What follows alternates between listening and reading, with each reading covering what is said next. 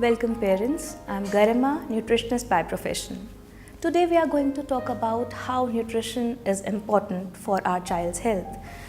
So as a parent, we all know that nutrition plays a very important role in child's nutrition and in child's upbringing, especially the brain.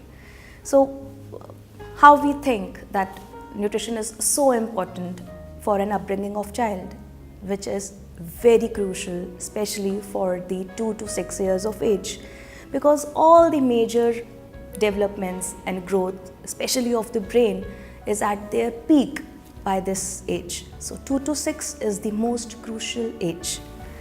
As you can see, if any nutrition is not in adequate amount during this stage, it can lead to the condition which cannot be reversed. So 2 to 6 years is the most crucial period. Why? Because most of the brain development, basically the more than 95% of adults' brain weight is achieved by 6 years of age.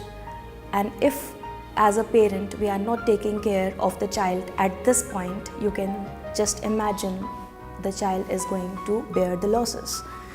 So the crucial brain activities like vision, hearing, language, speech and other cognitive functions, they all are achieved by this age.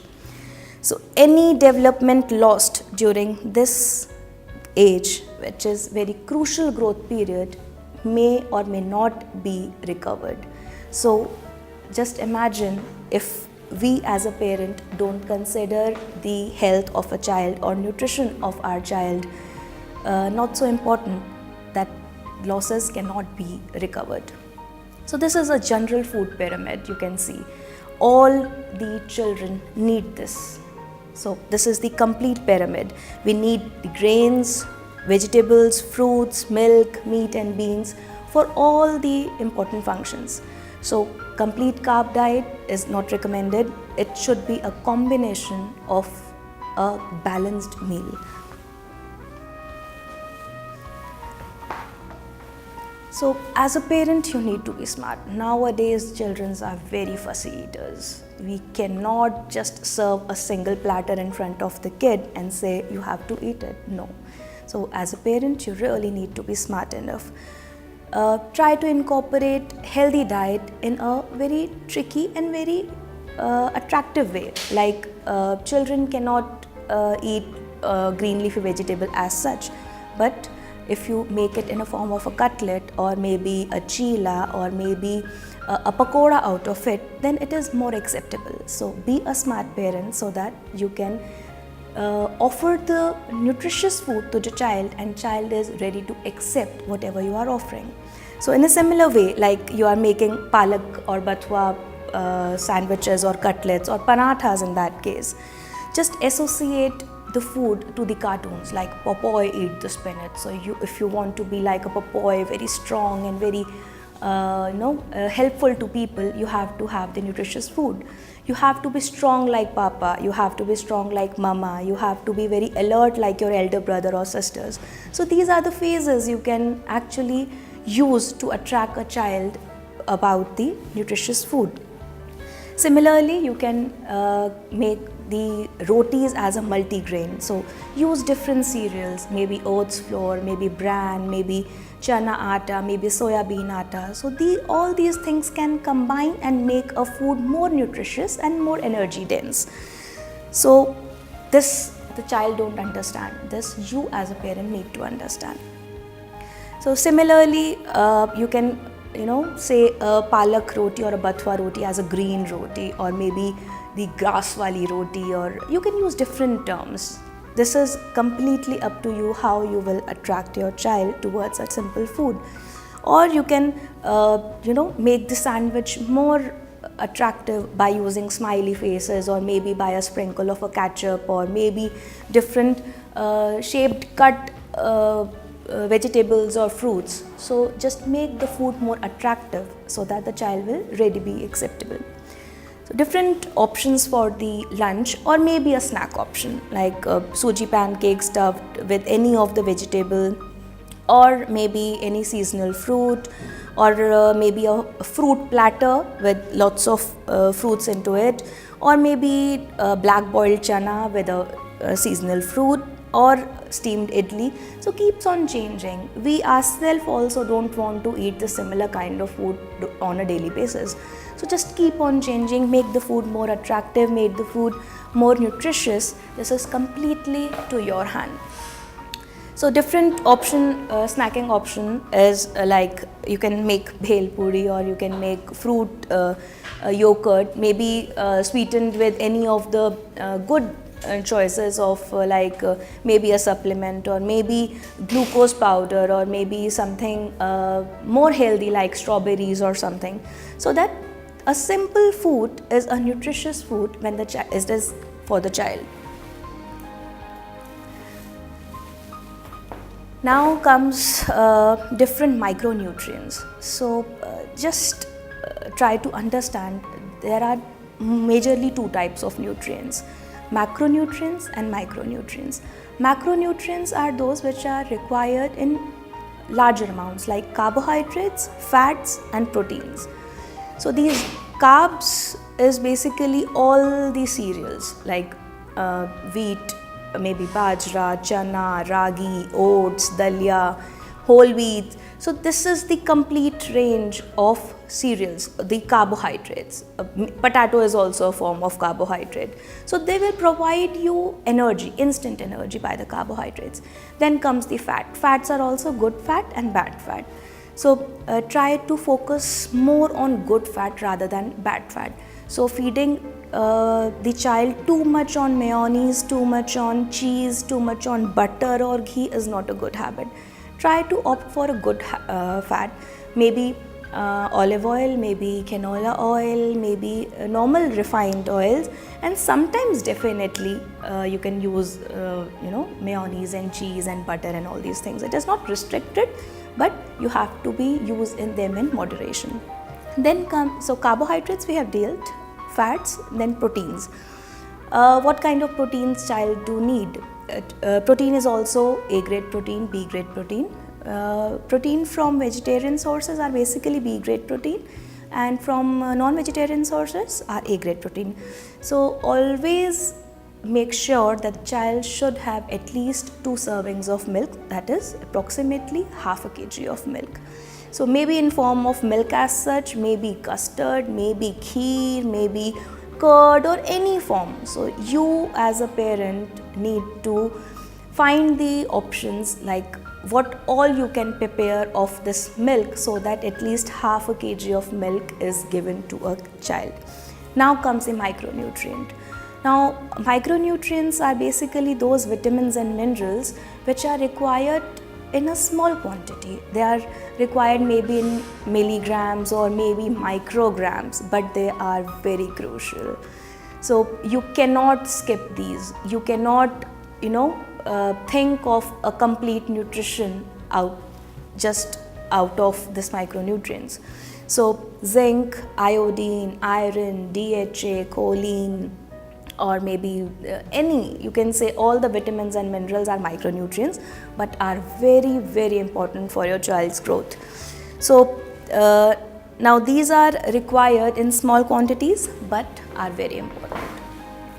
Now studies suggest that different micronutrients like iron, zinc, vitamin B6, folate, vitamin B12 may be inadequate in an average Indian diet. See, this study is so important. Like if you don't have adequate amount of iron in your child's diet, it can lead to anemia. If you don't have adequate amount of zinc, it can lead to other abnormalities, maybe child's low immunity, or maybe less of brain development, or maybe the child will get frequent colds and coughs. So you can realize the importance of these micronutrients, which are not required in heavy doses, but they are very important. So we just talked about DHA. What is DHA? You must have heard so much about nowadays, like everybody is talking about DHA for the brain development. Yes, DHA is a building block of the brain. So it is one of the micronutrient which is very important for the brain development, and basically it is the most important in 2 to 6 years of age, because this maximum amount of brain developments is achieved by this period. So what do you know about DHA? DHA is omega-3 fatty acid, and it is essential fatty acid. Just understand what is the meaning of essential fatty acid. It is those fatty acids which are required by the body but cannot be synthesized in the body. So it has to be taken from outside. So if I say it has to be taken from outside or from the diet, from where it is available, like what are the sources of DHA?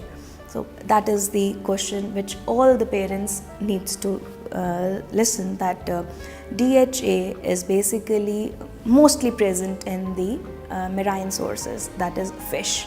So as a parent we can eat fish, but do you think that children like the fish so much? Or what about the vegetarian children? So here is the point, like if we have to cater a child with the recommended dietary allowances of DHA, there are very few sources which will offer you the DHA, and it is there in the vegetarian sources in the form of alpha linolenic acid, that is omega-3 fatty acids. So that acid will be this is a precursor of DHA. So this is going to convert into DHA and EPA. Now the conversion rate is not so high, it is very low. So it is better, always better, to provide any supplement or anything which is a good source of DHA as such. So where it is present inside the body. So if we say DHA is important, like where it is going to be utilized, it is the major portion of the eye and the brain. So what percentage? It's approximately in brain DHA forms 35 to 40% of the fat that forms around 60% of the dry weight of the brain, and in eye, retina is basically approximately 60% is DHA. Now, can be synthesized in the body? As I told you, no. It is essential fatty acid which cannot be synthesized inside the body. It has to be taken from the diet. How do an infant get DHA? Basically, when a mother is pregnant, DHA pass from mother to the growing fetus. But what when we are here, when we are living here, like my child is 3 years, 4 years, what are the sources of DHA, which is the point which we need to clarify. Now the food items which are rich in DHA is basically all the fishes, the salmon and sardines. But if my child is not vegetarian, or if my child is not so fond of fishes, then what is these sources? The role of DHA. Structural component of brain, basically DHA is the building block of the brain. Then it plays important role in neuronal growth and development of synapses. Basically these are the connection points of the brain. So the alertness of the mind, the reaction of the body, the reaction which if I pinch the child and the reaction of the child to fetch the hand back, all these small things are basically the work of DHA. Now the major component of the retina, as I told you, it is very much required for the vision, and it plays an important role to build up the immunity. So nutritional powder helps fulfill macro and micronutrients, which is very important.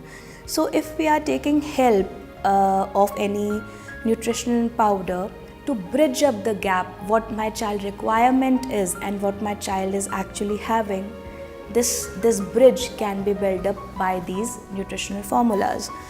So nutrition powder is fortified with macro as well as micronutrients. So all the big sources and the small sources all can be combined in our formula in InfaGrow. So when mixed with water or milk can be a good source of micronutrients and macronutrients. So this is just to bridge up the gap between the RDA, what is the required dietary allowances, and what my child is actually having. So here we welcome InfaGrow A+, especially for 2 to 6 years of age. So it is high quality nutrition powder with DHA plus and for regular use of children of 2 years and above. It is world's #1 nutrition brand now in India, available in 2 flavors, vanilla and chocolate. So the 2 key benefits, if I say to be very precise, the 2 key benefits of Enfagrow A+ is supports brain development because it have all the micro and macronutrients which is very much required for a brain development. And second is the supports immune health.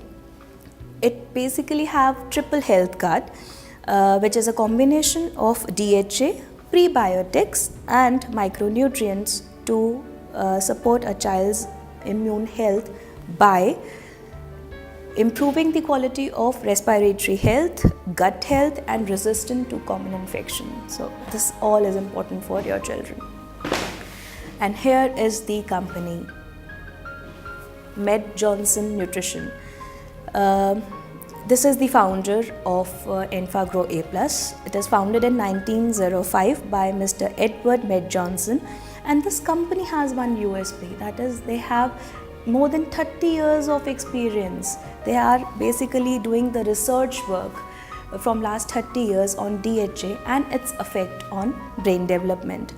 So they are the global leaders. They are established in 60 countries and they have over 70 products. So here we end the session. Thank you so much for listening to me.